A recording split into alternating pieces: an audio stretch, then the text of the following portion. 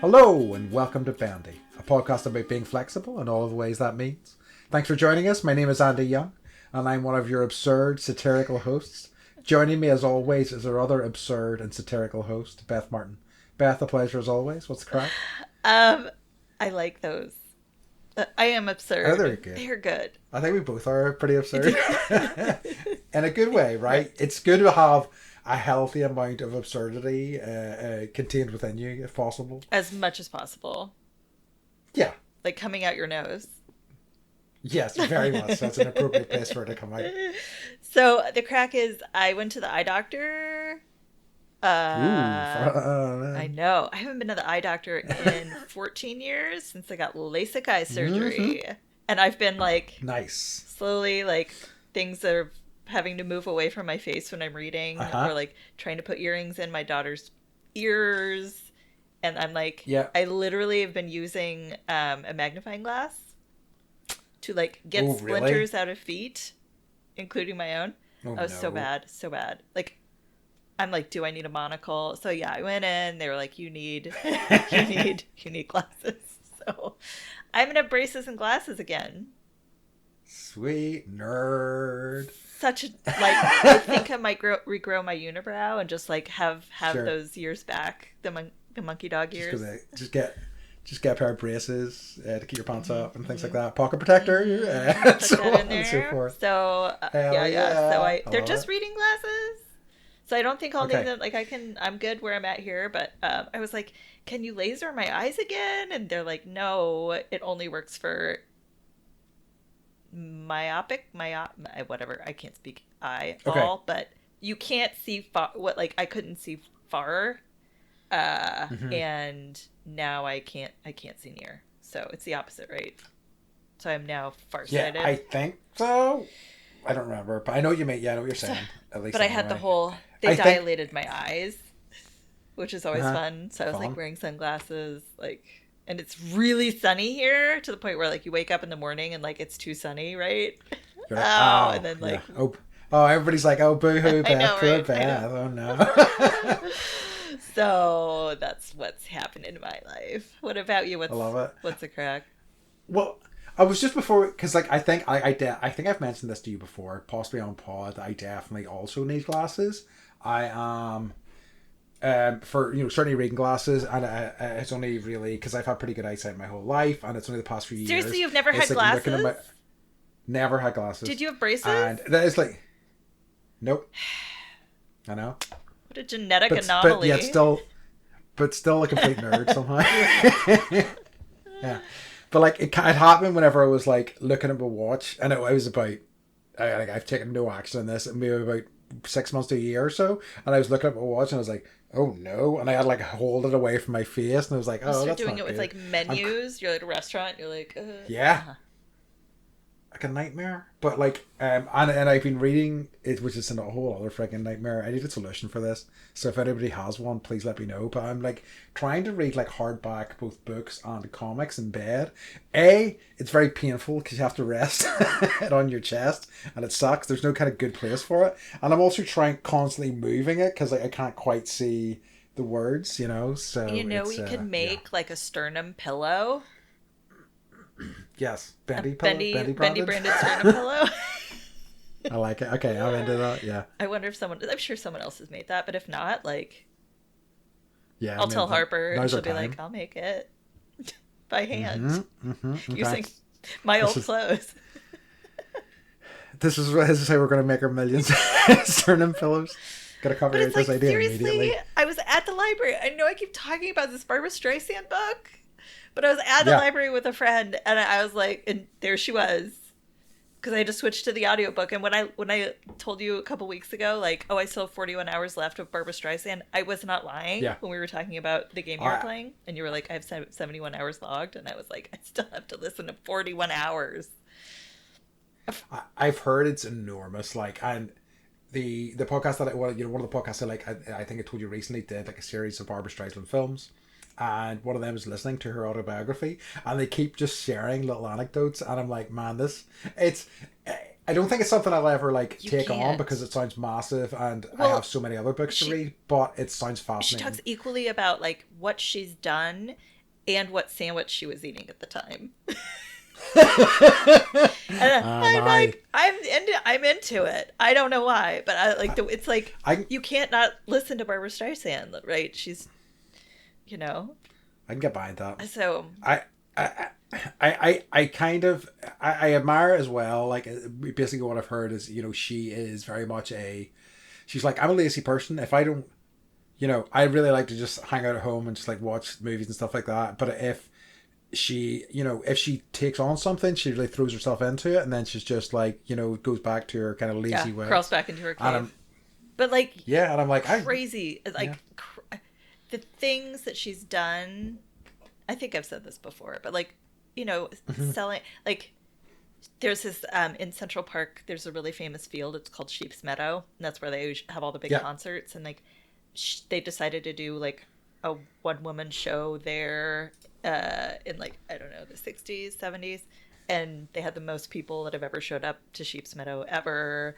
And you know, like just her mystical life. You know, it's cool. And now she's like, yeah, I don't really want to do any of that anymore. And it's like. And also, like, I had a really good sandwich that day. Like, the pastrami was cut just right from this, like, one restaurant. It's, like, all about what coat she was wearing, what sandwich she was eating, and then, like, this amazing thing that she was doing at the same time. So. Just aspirational stuff. Totally. Totally. Nice. That's nice. Yeah, so... the crack with me, we're, you know, starting to get into the weeds with the choir again. We have our next concert coming up at the end of next month, and we're trying to get like t-shirts and stuff done for that, which is presenting some challenges, but is help? Going okay. I think. Okay. No, we have it. We're trying to source locally and stuff, and I think we found something. But it's now, again, gearing up to selling tickets and trying to figure out all the stuff for the hall again. And, you know, me figuring out whether I'm going to need to, like, hire a van again and so on and so forth. So I am, just getting ready for that. Are they paying you yet? No. Okay. No. There was funding that came through for, like, last last term, I guess. I don't even know what to call them. We could grab like these 12-week blocks, and I guess they're terms. Quarter. Anyway, yeah, and we're doing that, and like we got a bit of funding last year, and it was if we're giving you funding, this is what it's for. So I'm getting some money from that, and like it's this hilarious thing where your places are like, yeah, we want to give grants to charities, and you're like, great, we need this money for this year. It has only come through last week. It isn't officially in our hands yet, but it like arrives, you know, 3 months after 4 months actually after the final event that they are apparently, you know, giving us the money for has happened. So that's been fun, but it's come through eventually, so that's good. But like, it's one of those things where I'm getting it and it's immediately going out. We have do you have in your country like a rates bill? Like, it's essentially like every year you essentially pay the government for the house that you have and the amount of land that it takes up for, like, it's kind of taxes. Yeah. So like, as soon as that money comes in, it's going straight out for that. So, you know, but again, something for it. Again, something for it. In California, it's interesting. Like, you buy a house. No one sells their houses here because if you sell it, like, there are people that have owned their houses since like the 60s because that's the tax rate that they pay. As soon as you sell it for like $3 million, then that new owner has to pay all that tax. So they just pass houses down. That's not true. It's California. Like, people pay up the ass because they can afford it. I don't know how. I don't know how. Like, we're barely hanging on. You're rich. So. You're all basically celebrities out there in California anyway. You're welcome. Right? Is my understanding anyway, you know. You should be paying me. Very much so. I think I'm at the stage, and like I'd said even before, that I didn't think I could go much longer past this term in terms of in the role that I'm in. So the question becomes whether I, take a step back, because I really haven't been able to sing, and I won't be able to sing in the show because I'll have so much else to do. So I don't know. I'm really feeling the absence of that. So I really want to be able to sing. So I'm just gonna see. I'm just gonna see how the rest of this term goes, and we'll see from there. Because I feel like the choir's in much better organizational shape as well now. So you could pass it off to somebody else. What's that movie or show where they're like, all I want to do is sing, and they're like, do you know what I'm talking about? That does ring a bell. Yeah, and I can't think of what it is. It's probably Monty Python. I'm having a memory of somebody going, and I want to sing, and every time they want to sing, they keep getting shut down. There was a bit in. Is it Monty Python and the Holy Grail? There's like one of like princes keeps wanting to sing, and he keeps like getting pushed. Yes, the lights will come on, and the music will start to swell, and then they're like, so they're like, no. Yeah, it definitely it's you, Andy. That is me. Yeah, I'm like, I want to sing, and they're like, no. Here's some paperwork. Get this. Are we ready, man? Right. Yeah. So we'll see what happens. But so that's been kind of what my crack's been over the past wee while. But yeah. Do you have any what's occurring? The website is a shithole right now. Hey. Do you trash talk our website? So I'm working on it, but like I know the icons are all like the wrong size. I cannot, and it's like it's populating. Like I'll upload a photo or like a chapter, whatever, an episode, and it'll populate it like on a totally different page. I don't know why, and like now I'm having to go and check It's so annoying. It's a work in progress, and I swear we're professionals because we're not actually professionals at all. We're just doing this for fun. No. And the website showcases that. Yes. And probably will continue to do so. Yeah. As with the audio production, as an experiment, as it goes. So. But it's been getting better for the most part. I'm hearing no complaints. And if I do, I shut that shit down. Yeah. You're getting banned if you complain. You're out of here. So yeah. How about you? No, I had a friend. He sent me, I'm gonna forget the details of it now, but essentially, a video of this guy out in Eastern Europe, I believe, who he essentially has this we sort of train, like a land train, and he takes dogs out on little trips around villages and stuff like that, and it just made me think of your friend. I'm gonna find details of this. Does your friend have the dog bus, or she's got the dog bus? Dog walks. Hi, Meg. Yeah. Hi, Meg. It's like a whole. It's a thing. She makes the paper probably once every couple of years, and it's a blue bus that she painted blue, obviously. But all the neighbors, she repaints it once a year, and all the neighbor kids come out and they all write, and paint things on it, and then. It's so sweet because, it breaks down all the time. And she's like, I had a friend come pick up me and the 15 dogs. And it's, all of them, in the car together. And I love it. So, yeah. And so she does. She takes the dogs to all these wonderful places all around the Portland area and, just lets them run free. And they're all so happy. It really is. I know. So I have the details here now because you'd be mad at me otherwise, right? Correctly so.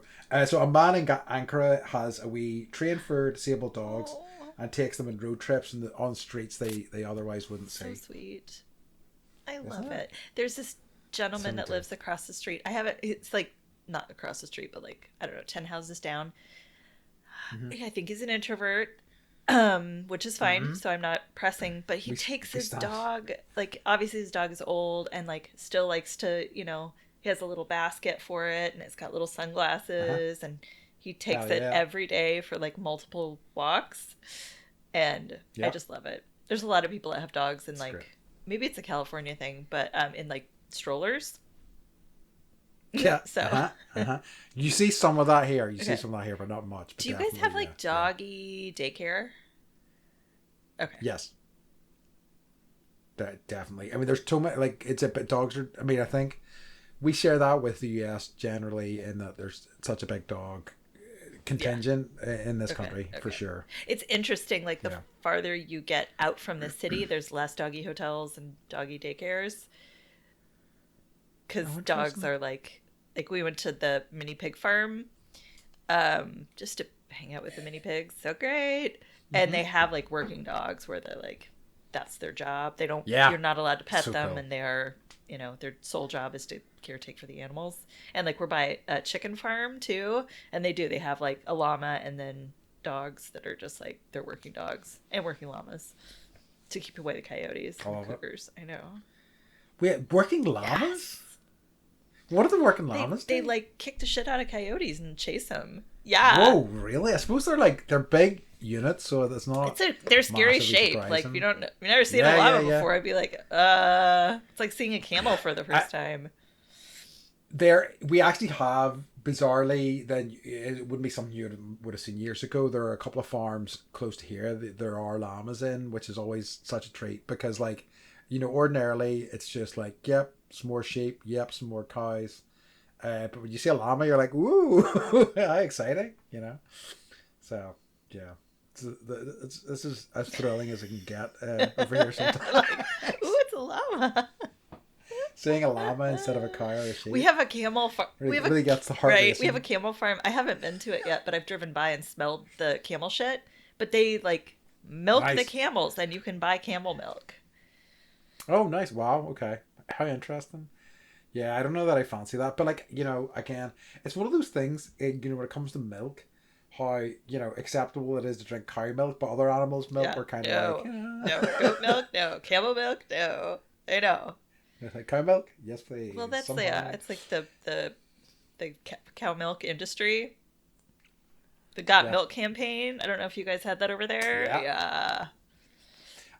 Not really. We had versions of it. I think we did have versions of it, but again, I was familiar with it because I would have got American comic books and they would have those ads and stuff in them, so yeah. They were advertising in comic books? Of course they would be. Yeah, there's tons of advertisements in comic books. Yeah, you just turn over a page and you'd be like, oh, big reveal, what's about to happen? Advertisement. It's like, great. Of course there is. Yeah. But yeah, so I don't know if we have nothing else, maybe time to move on to today's topic. We're just going to be talking about comedy. This week's episode is called Comedy and Friends. Because we're friends and we like comedy, get it? That's true, right? So good at Can you naming just explain it to you, dumbass? Sorry, I didn't mean that. I was so mean. I don't think you're dumbass. Sorry to everyone who does. I swear. Yeah, Beth, please apologize for me. I'm on one today. I'm still feeling the effects of the cold. Okay? Oh God, I forgot to ask you how your cold is doing. You're still here. I'm still here. Like, I didn't see any Andy was a brave little soldier comments last time. I could do with some, to be perfectly honest with you. It would be useful in any stage of my life. So if you want to, that would be really helpful. But even without those, I still have managed to soldier through the nightmare that is having a cold, and me surviving today is proof that you can too. That any of us can make it through these things. But anyway, I digress. Our topic today is comedy and friends. We're going to be talking about comedies, stuff that makes us laugh, and just about comedy in general, I think, as well. So yeah, Beth, do you have anything you want to kick us off with? I guess, of course. Who are your favorite comedy troupes? Oh wow. Okay, so Monty Python obviously. Is pretty big. You have to say that. Over here. You have to say that. You do. Even growing up, and I was like, what, 10, 20 years after when I was watching that sort of stuff, it was still played a lot, so it was, because it was so absurdist and sort of interesting, it still draws you in, even though it still felt dated to me at the time when I was watching it. It was like, it felt a wee bit old hat. But like things that like I really loved were like Kids in the Hall played over here, which was really important to me as a kid. I really kind of loved that. I saw them live. I'm trying to think. Is it nice? Very nice. And they did like all the old shtick. Did you see? They're because I also love them. So I'm just gonna rip off of you. Did you see they had like a Kids in the Hall reunion? I did the show. I watched it. It was great. I loved it so much. There was a skit where it's like the radio DJ. Yes, I know. Like, but it's like the end of the world, and like so he's only got one record, and the song is "I've got a brand new pair of roller skates."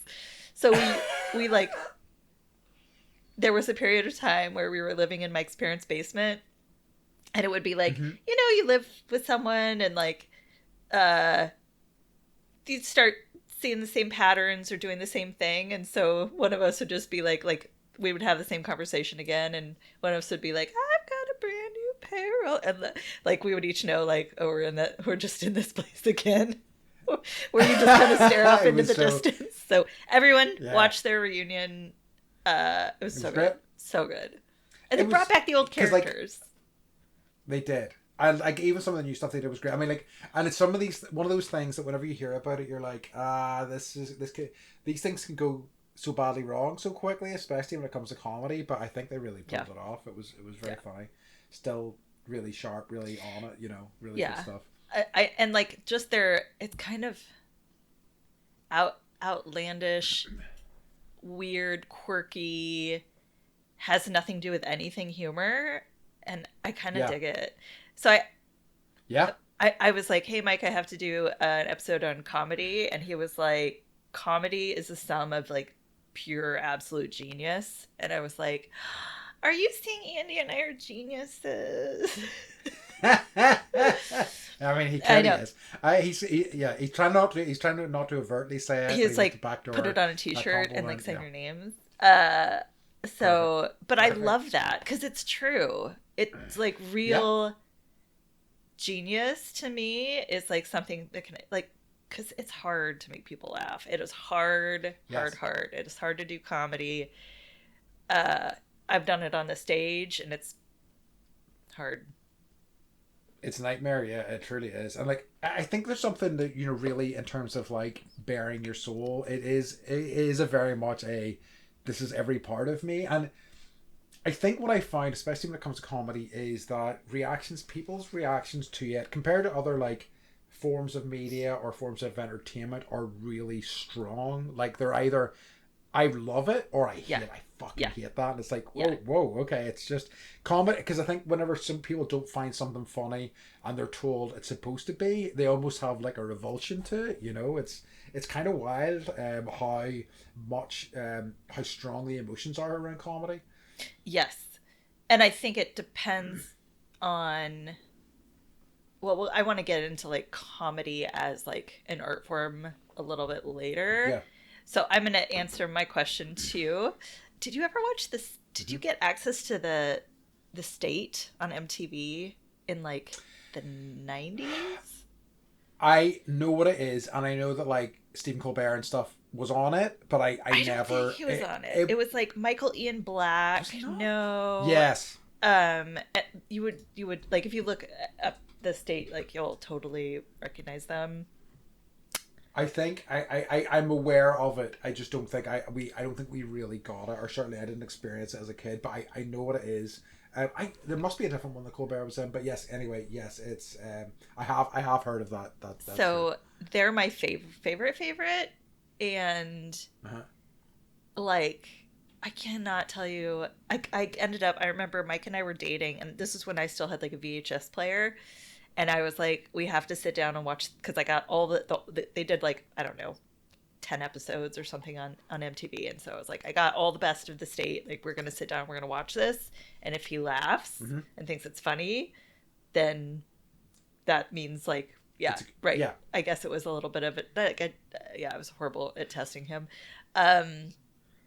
So he laughed his ass off. And there's this one skit where like it's with this couple and they're gonna make out and he's like, oh, your hormones. She's like, my hormones? What about your hormones? And then like all the dudes jump up and like they're either dressed in pink or blue and their hormones and they're dancing and like It's this whole skit about like dancing hormones and it's so fucking funny. I'm gonna get the clip and send it to you. Yeah, they're so funny. And then I would say my all-time favorite comedy troupe is Broken Lizard. who did the guys that Super did Troopers. Super Troopers and stuff. What is it? Slam and Salmon, Beer Fest. Yeah. Obviously Super Troopers 2, but Super Troopers like was by far my favorite, and their best. Yes. It's the sorry, something. The one that started just before there was I was going to ask you was Fast Show. Do you know it? It's a UK one. Fast Show. Okay. It probably never came to the US. I could see why, but like a lot of actors you would recognize. I think that they were actors that probably ended up appearing like in movies and things like that. But it was such a kind of, a big one in the UK. I think certainly when I was growing up, and that was the idea. Was the sketches were really quick, but it really did get kind of bleak and absurd and really fantastic. The one, and I only came to it like quite late on, was that I really loved from that time would have been Mr. Show. I really liked a lot of that. So it's David Cross. Oh, I love David Cross. Bob Odenkirk. Okay. Yeah. I saw him walking on the street once, and I was like, "Oh, how exciting!" Yeah. Yes. So good. So like I only came to it like as I say I don't think it was something that really played over here very much. I only came to it like, kind of late on and just adored it as well. But like it's one of those things that like I just don't think. Certainly, I'm not exposed to quite as many of those sorts of groups these days at all. Really, there probably are out there. I know I kind of know there are. There's like a group called the Birthday Boys, which I kind of know those guys as individual sort of improvisers and stuff. And I like those sorts of things, but it feels like those sorts of concepts as shows don't get quite as much traction as they maybe used to. Yeah, I wonder. Like, I haven't heard of any either, and like obviously, I'm not tracking it. But if I don't know about it, I know I pretty much track everything. So if I don't know about it, it means it's not happening. Clearly. Yeah, it's true. So, yeah. That makes sense. But I wonder if it's just kind of like everyone's like, Second City, and like you've got to go through the paces in order to get on Saturday. Like It's like you do the comedy troupes in order to get on Saturday Night Live. That's kind of like the funnel, or the Daily Show, right? Yeah. The heavy hitters, or Nickelodeon, but it's a whole nother thing. Yeah. But yeah. I suppose I feel bad. It's like, I hope it's not like a dying art form. Well, I guess, I suppose, there's that, SNL, obviously, is still ongoing, and there's, like, other sort of places for that, and I think that, like, there is so much of a pathway to, not these days, kind of creating your own content on YouTube and things like that. There's maybe just not as big a space for that anymore, or they kind of, have their own other ways of kind of getting there. Like, the one, and again, it's most of these things I just get into as, like, years too late. It was The Wildest Kids You Know, which was one from about 10 years ago. The Wildest Kids You Know? No, The Wildest Kids You Know. And it was only after one of the guys died and people started sending me sketches, which I adored. There's like a really incredible sketch, just really amazing sort of dumb setups that really, I love a kind of really stupid setup that's taken to extremes. And one of the favorite ones, I'll send this to you and put it up, is about like these guys getting ready for like a shuttle launch, and the pilot's late, and he comes in, he's got like a bag of stuff, and they're like, so he's like seated in his central position and they're behind him, but he's like elevated above them, and he keeps trying to like eat things, and it's like getting all over them, and like that's the sketch. And it is so good. It just makes me almost cry laughing every time. It's just them shouting his name and getting really angry at him. I love it. But, yeah. Listeners, please send us comedy troupe names. Please do. Recommendations, yeah. I'm always hip and excited to watch. I do. I love, like, so. I think it's part of it is because, we're like, I think it's because of improv, where I'm like, this is so fun. Yeah. It's so cool. Like, whose line is it anyway? And all of that. Like, yes. Giving birth to what was the baby deer that was being born? What's the guy's name? Ugh. Oh, wait. Like Jim Carrey? No. I'm not gonna. But Ryan Stiles, maybe. Yep. Yes. quite possibly. Okay. Yeah, he's great. He's great. Like, so funny. Because like we had it over here, we had a UK version, but it was mostly the same guys funnier. as you had in the. No, I mean it was broadly the same as my understanding, but it was the same, like Ryan Stiles, Colin Mockery, Greg Proops, a lot of the guys that you would have had, you know.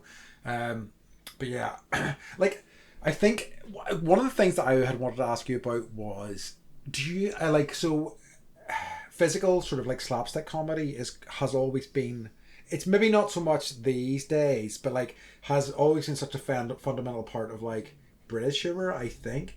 Like, and I think about things like, and these were the same comedians working in that area, but I think about things like The Young Ones, or this has been in my head recently. There's a show called Bottom, which was, we talked about him recently, Rick Mail, who was Fred and Drop Dead Fred. And he had a comedy partner called Ed Edmondson, and they just did these things, like these absurdist comedies with like really kind of physical, kind of slapstick sort of humor. And this show Bottom in particular was just these two kind of losers living together, and these unlikely situations they got in, and they would have fights, and they would be ridiculously violent and really over the top, and I would be like in tears laughing, like uncontrollable laughter in a way that I have never really experienced before or after, you know. So it was just, I don't know, it's something that still is in my head a lot, you know. And they recently did a sort of a retrospective kind of documentary type thing, which was really kind of wonderful kind of, you know, it's one of these things where you look back and it was like so stupid, but it meant so much to so many people, you know. And it's always kind of funny to look back at these things and know that a lot of the people involved still look at it, you know, fondly as well. I think for us, and you know, here I am speaking for all of the United States of America. As we both do. I speak for this. The whole UK. Yeah. I think, well, I grew, my after school program was going to the library that my mom worked in, because my dad was a professor, my mom was a librarian, and so we would go and we would like look at books on the microfiche, or if we were lucky, we could watch the VHS tapes. That's why I started on The Flying Nun. Also, The Three Stooges. And so I watched every single episode of The Three Stooges by the time I was like 8 years old. So I think, like, and the black and white films like Charlie Chaplin, Buster Keaton, like, I think I just had that. But that was like my built in. So but I don't feel like we were as clever with the slapstick after that period of time. And like once America's Funniest Home Videos started, then it was like slapstick was people hurt, kind of replaced by that. That's where it went, which is a shame, right? It's like, because physical comedy is like a funny thing. If you can do it right and you know the tricks. Yeah. And like sometimes you do hurt yourself. So it became America's Funniest Home Videos and or like WWE.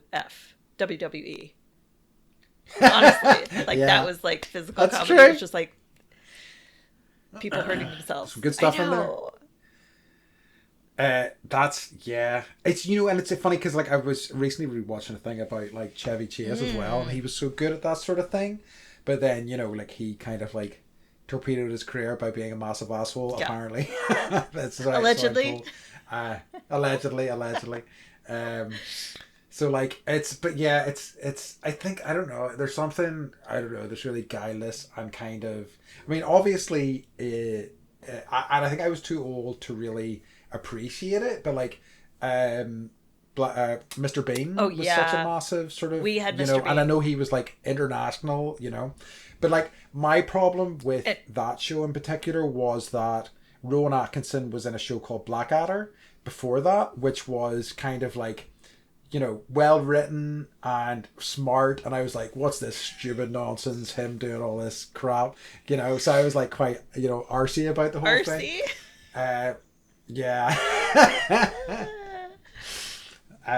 Just this isn't the sort of humor that he should be doing, sort of, you know, that sort of attitude. And I definitely like, and I was definitely of an age where I was you know, starting to you know, trying to be intellectual, I guess. You know, has that era ever stopped for me is the question. Maybe not, But I was like, this is kind of beneath me, but I can now look back at that and see how meticulously crafted it was, how, what incredible, and how smart that was in terms of it having international appeal because it was completely wordless. I think there's something really kind of, I don't know, there's a lot of talent involved in kind of making something like that Absolutely. work. Like, is it Wallace and Gromit it's also yes. wordless? I had a parrot. No, there's a fair bit of talking on Wallace and Gromit. There's a few. Yeah, Shaun the Sheep. It's maybe Shaun the Sheep. One of them. Yeah, I had a parrot that loved watching Wallace and Gromit and Shaun the Sheep. So I would when we would leave town, or not leave town, but leave the house, then I'd roll her cage and put her in front of the TV, and she'd be parroting. Yeah. She gets super excited. Another one I wanted to ask if it was popular in your country is Pee Wee Herman and Pee Wee's Playhouse. I don't think we had Pee Wee's Playhouse, but Pee Wee's Big Adventure as a movie, I remember seeing as a kid. I think because he was Pee Wee's Playhouse and Pee Wee Herman was 80s. It was 80s, yeah.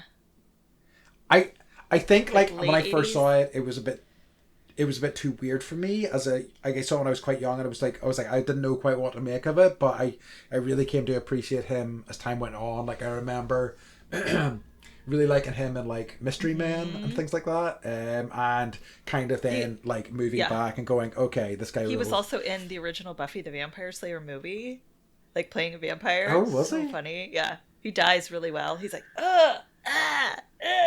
but for 5 minutes. He seems so great. Yeah. He had an amazing reputation. It seems I know that after he died, oh my gosh, a lot of other comedians. It was the outpouring. He would send everyone their own individual special happy birthday message. Yes, and I was yes, I remember hearing about that. Years of this, right? And I'm what a nice guy. Just what a nice thing. I don't say happy birthday to anybody, including myself. Yeah. Yes. I hear you. So yeah. I don't know. It inspires me to be a better person, and then I don't. Yeah. So, because that's a lot of work. Yeah, it's like him. He's he was one of those guys that got arrested for being in a porn theater, and it's I let the guy be in a porn theater. He's not doing anybody any harm, yes. Yeah.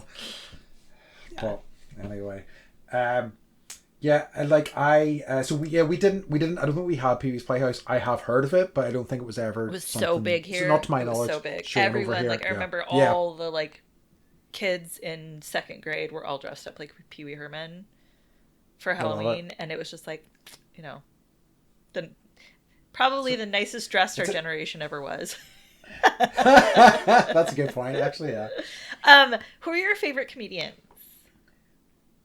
I think I think we talked about this before, but I think probably Stuart Lee is my he is British comedian who I really love, and because I don't know, I do like people who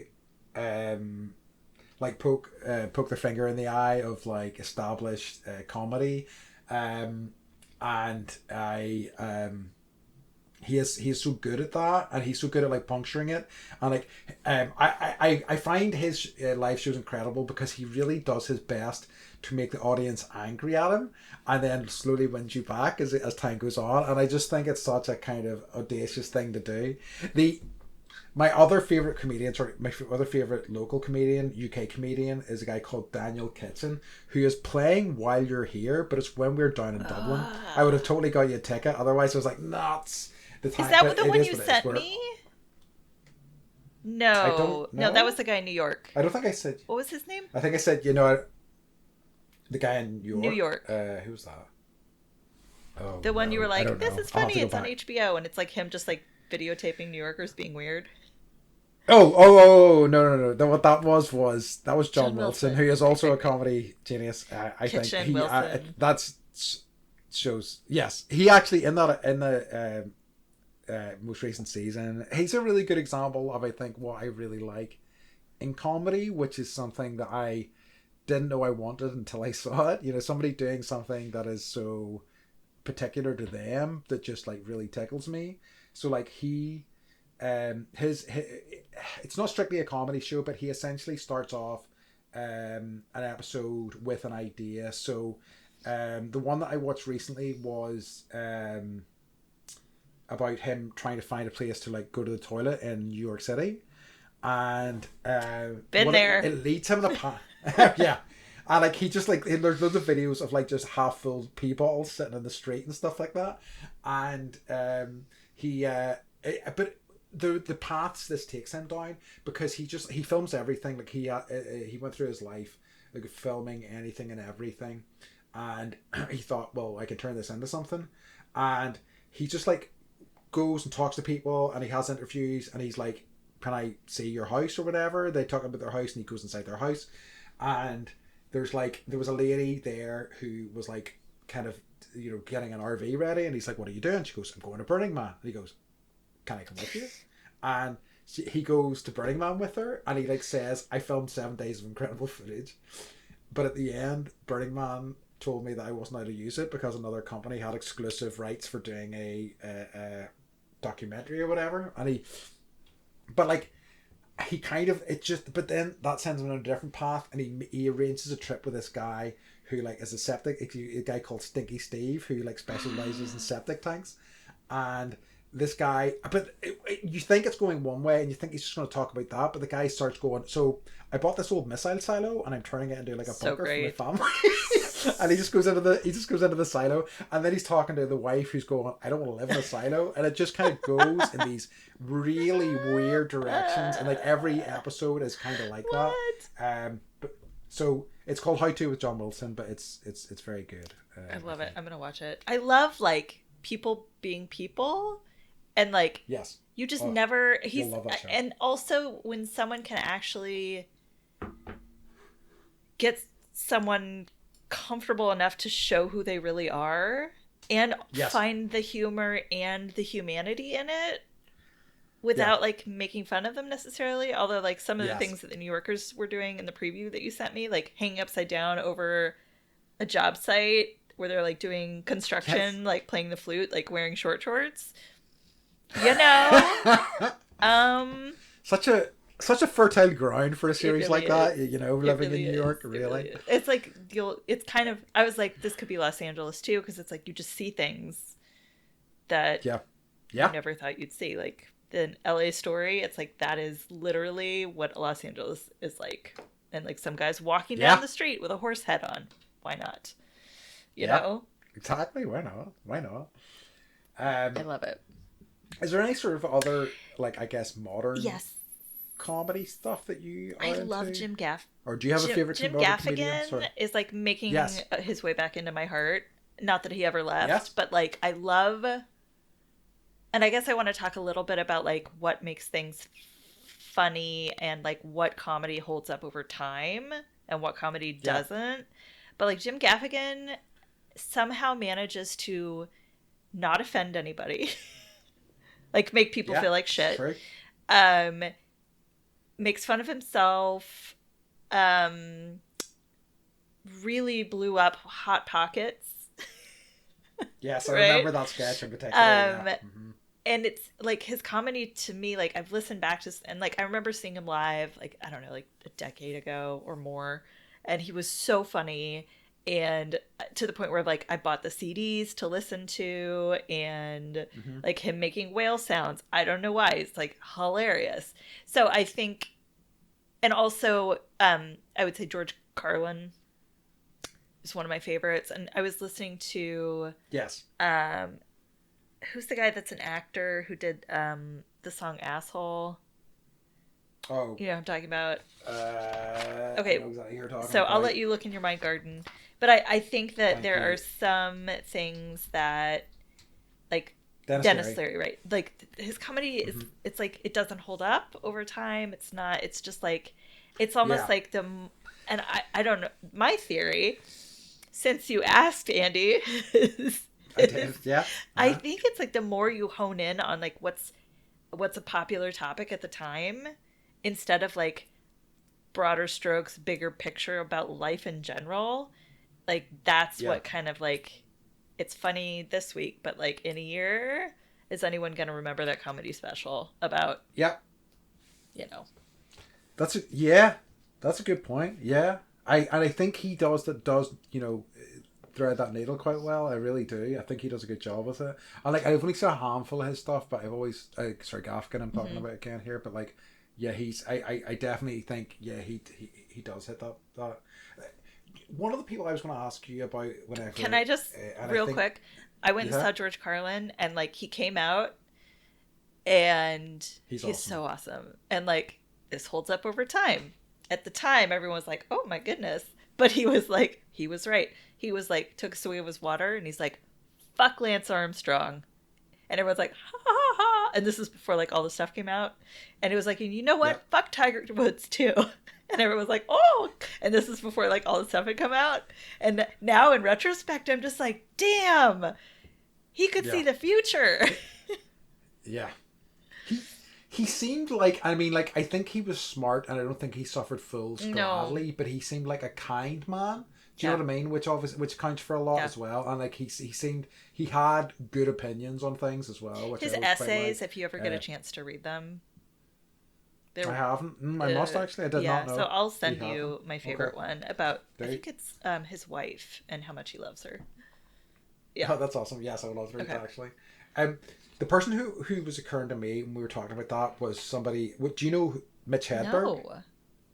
Oh shit! You would love Mitch Hedberg. I think he is like and I, you know, for both of us, I think he speaks to he was a guy who just kind of stood on stage and he did like basically one or two liners, and he was so nervous about being on stage he wore sunglasses the entire time, and he has, I think it's called Strategic Grill Locations, I want to say, is the album that is a thing. There are strategic grill locations. I was watching Mike cook chicken the other day, and I was like watching him move it around in all the right places on the grill.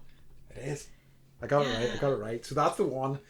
Check out that album. I think you would really dig it. He just like, some of his jokes aren't even jokes. They're just like thoughts that he's had that he just kind of like says, and then he moves on to the next thing. And he just, but as I say, I think he really kind of, and it's something else I wanted to touch on when we were talking about this subject, but like he was so crippling nervous. He had to put sunglasses on. He didn't want to make eye contact with people. He like kind of is looking at the ground most of the time, but he's brilliant, like so funny.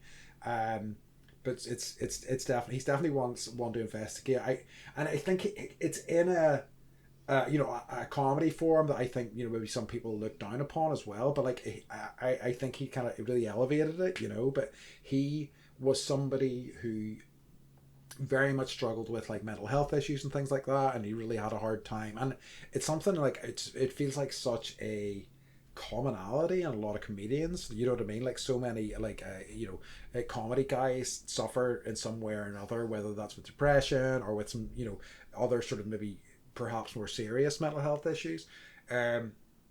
It's such it feels like that sort of instinct for comedy kind of sits so close to that sort of mindset. I wanted to talk about that. Like I was thinking, because I still am like grieving the loss of Robin Williams, as I'm sure we all are, and like I remember him talking like some of the quotes that have come out, you know, of interviews where people are like, oh, like this means so much more, and now I, you know, knowing that he dealt with depression his whole life, how are you so fucking funny, and yet you know, like, and a lot of comedians are introverts, a lot of comedians you know, aren't funny at home. You know, that's their, it's like there's some magic switch that they turn on and they get, it's like a drug for them. And I'm just you know, it's quite amazing. And it's like I saw a video of him dressed up as a Dallas Cowboy cheerleader, and he actually like went out and cheered with them the whole game. And I'm just like, who does that? And then I remember Mike, I think, did I tell you this? Mike was in this area in Oregon, and it's an area where there's a rehab center, and Robin Williams walked in, and so Mike bought him a cup of coffee. And nice. I was That's like, awesome. You did? He's like, yeah. And he said thank you. And he was very nice, you know. And we chatted a little bit. And I was just like, you might really been millions of cup of coffee. Like, just like, I hope that helped him, like, with his day, you know? Yeah, very much so. Because he, like, definitely seems like a guy with, or was a guy with demons, you know? So I'm cocaine. Sure, like, demons and cocaine. True. Yeah.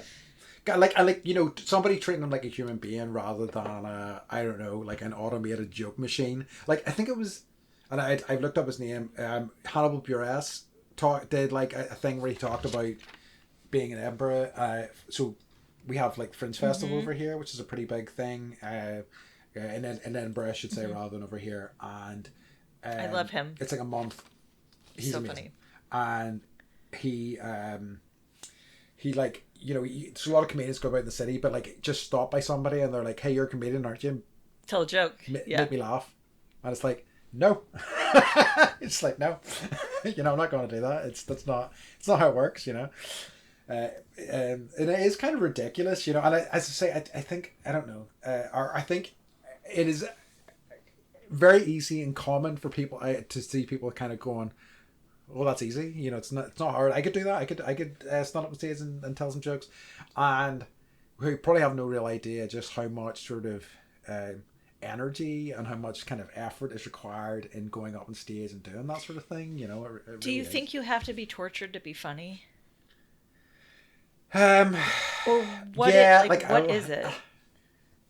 I think all of the kind of properly funny people who are funny to me, like, I think there are plenty of people who are like complete hacks who, you know, will have very successful careers, but I don't think will leave a body of work that will like stand the test of time. I think there's plenty of those sorts of people, but I think for me, all the people I find really funny, all too often I'll be like, oh, I hear them talking and they have some sort of mental health thing, you know, they have something going on, you know.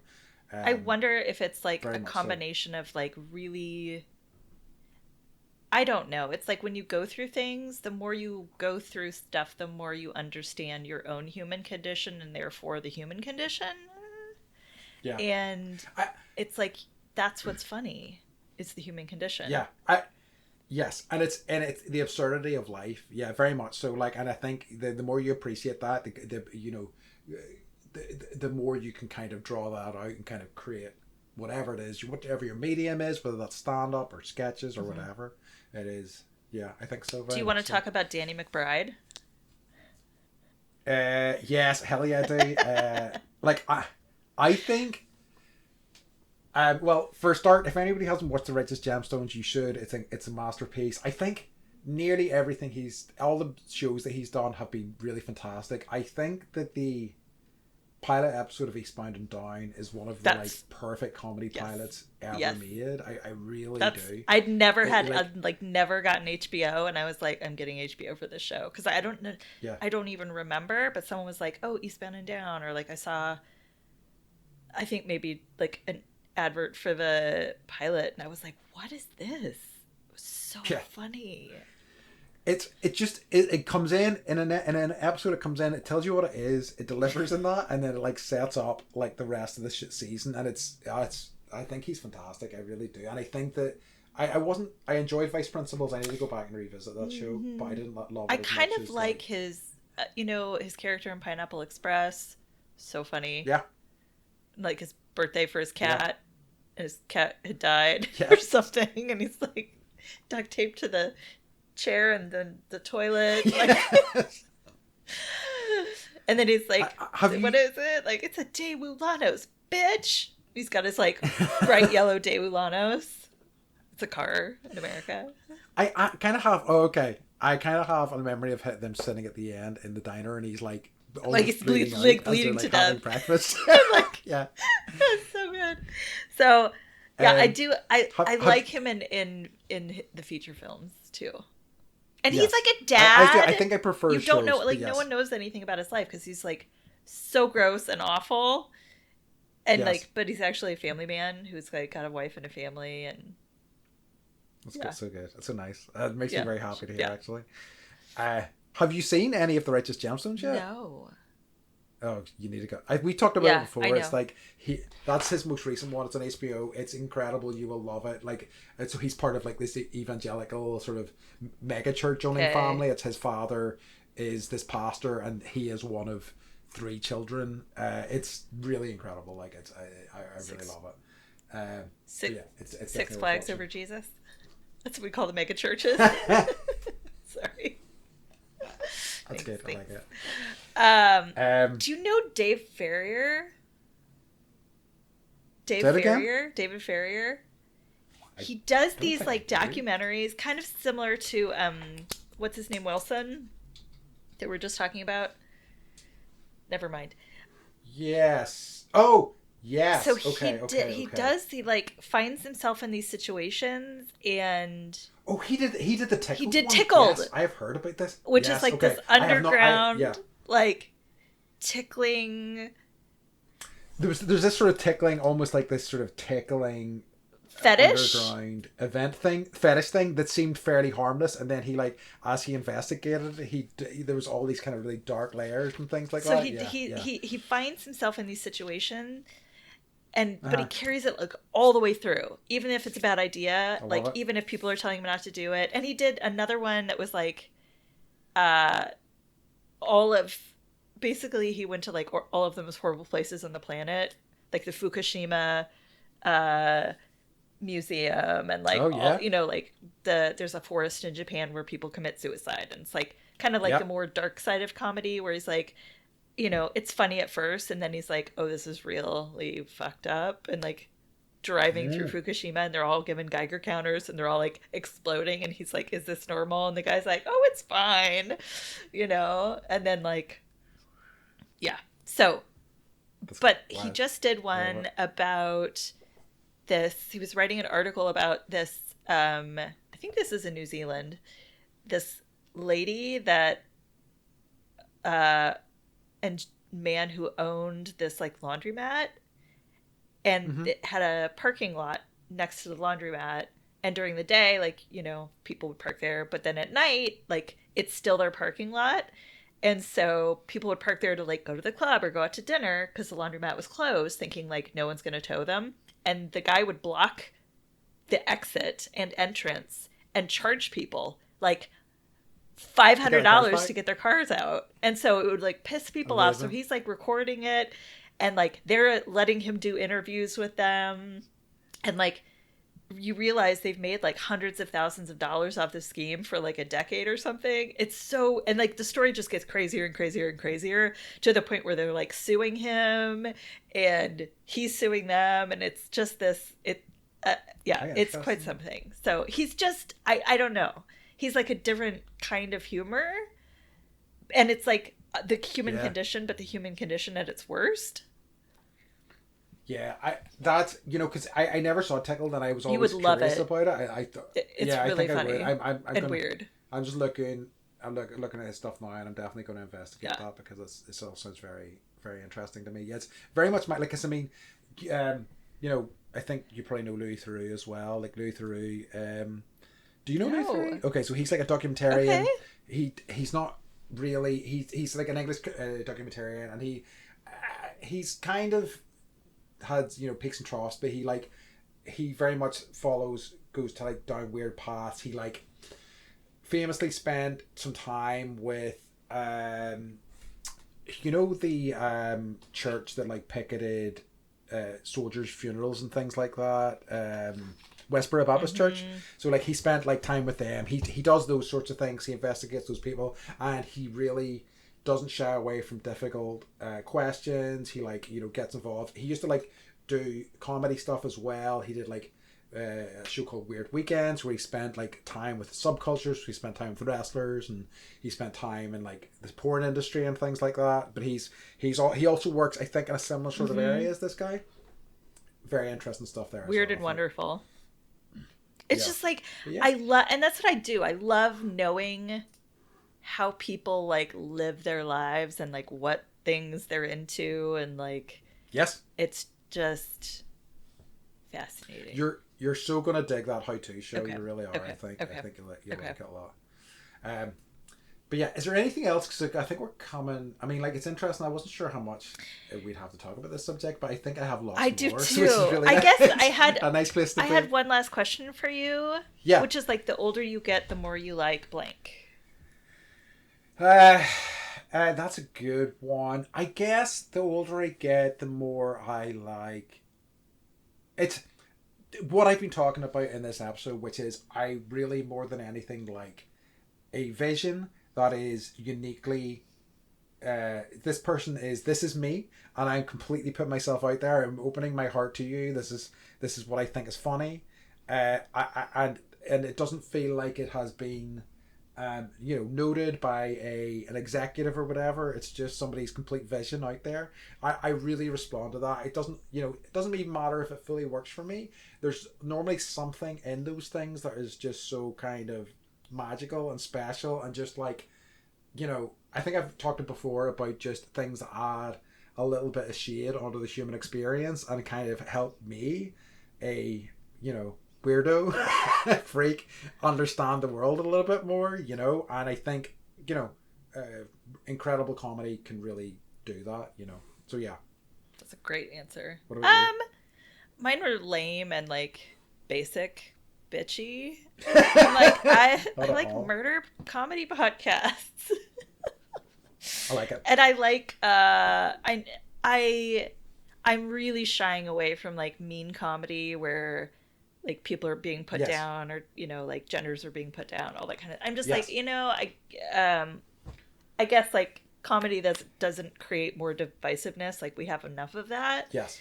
And I understand like picking on what's the popular topic, but I guess I really it makes me appreciate, people like George Carlin even more, because so. Some of the things he says, like, it's still true today, and that's like, the stuff that should last forever. I agree, very much so. I like it. Okay, so moving on to something that's very much not a laughing matter. We need to ask that most dreaded of questions, Beth, which is, what's been bringing you joy this week? Dun dun dun. Why are you asking me that on our comedy? What an asshole. Comedy episode. Yeah. What's bringing me joy? It's these little weird things that I guess part of it is like raising human beings and noticing these little moments that matter to them. Harper went into the dressing room for the first time. Oh, yeah, wow, okay. And she was like, I really just want to go into a dressing room and like try on a dress. And I was like, okay. Like, it's literally like, I hate shopping. I don't remember the last time I was in a fitting room. I hate it. The whole like trying things on. I just don't do it. I just buy it, and if it doesn't fit, I take it back and I buy another size. So just watching her excitement, and she's like, look at all the mirrors are everywhere, and you can see all the different sides. And I'm just like, holy hell, I guess, yeah. So I guess my joy was seeing the joy that she got in just doing this one little really simple thing. But because of COVID, like, it wasn't something that was allowed for a long time. We were just shopping online, and it's just like her world is opening. At the same time, the world is still opening, and those two things happening simultaneously, it's just like really beautiful. Yeah, that's great. It's a lovely one. It's nice. Yeah. And it's a good thing she tried the dress on, because it was like 2 sizes too small, and then I would have been like, fuck. So. And now it's our trip back to the shops. Yeah, it's like, I feel like whenever I go clothes shopping, sometimes I'm like, hooray! Like, first 5-10 minutes, I'm like, this is gonna be fun! And then I'm just like, oh, kill me immediately. I usually, I'm like, maybe I'll get high first, and then try it. And then I'm like, nothing looks good! Everyone's looking at me! Yeah, this is the thing. That just adds a whole other wrinkle onto the kind of the misery of it. So, what I have written down is, and I think I've talked about these before, is what's been bringing me joy recently is cheese and kimchi toasties. You have not. So, no. Having not? cheese and kimchi toasties. Yeah. So it is. So like I've been taking. So we over here in this country, by and large, people have machines for making toasted sandwiches, and I had a bad experience with them as a kid, and I kind of went off. What really kind of bad experience did you have with the toasty maker?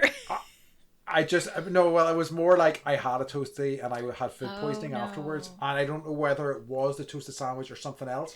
But because that was the last thing that I ate, I associated. Can you explain to the rest of us in the United States of America what a toasty is? So, I guess it's like grilled cheese. Okay. You would call them. Do you have them, and you have like it's like a grill. Like we have like panini grills, and that's like a fancy thing. Yes. So you put the bread in there, and you George Foreman the crap out of it. No, I don't have one of those. So our toasty machines were even more elaborate than that. So they were shaped, and you would put the bread in, and you would close it, and it would almost like create it into two triangles, and each filled with if you had cheese or whatever, it would melt the cheese, and it would kind of like, so it's kind of hard to describe, but they were almost more caramelized, I guess, than you would get from like a press, so like a panini press or whatever. But I don't have one of those, and so what I've been doing is what I'm led to believe like people did when they had pans, which is I put butter on either sides of two pieces of bread, butter on the outside, set the butter in the pan, cheese, kimchi, a bit more cheese on top, the other piece of bread on top, press it down, let it melt for a bit, flip it over. So good.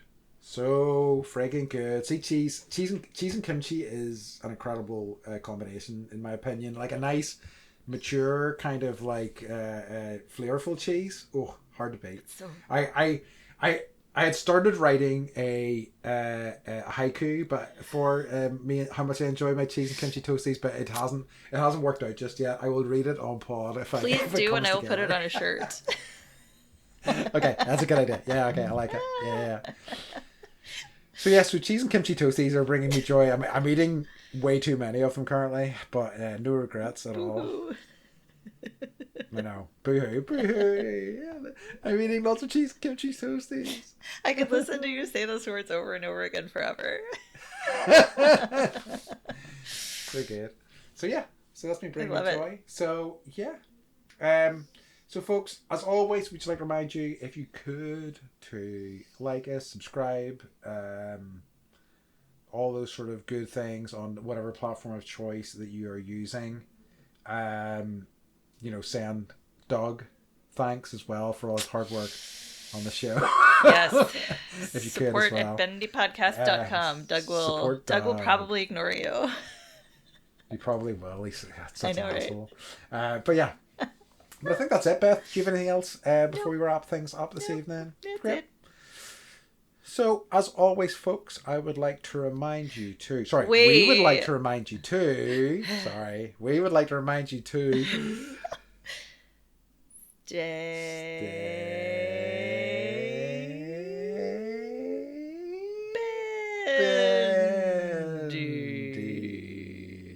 Did you hear the little yodel I did? The backward yodel? It was nice. It was showy better than I think.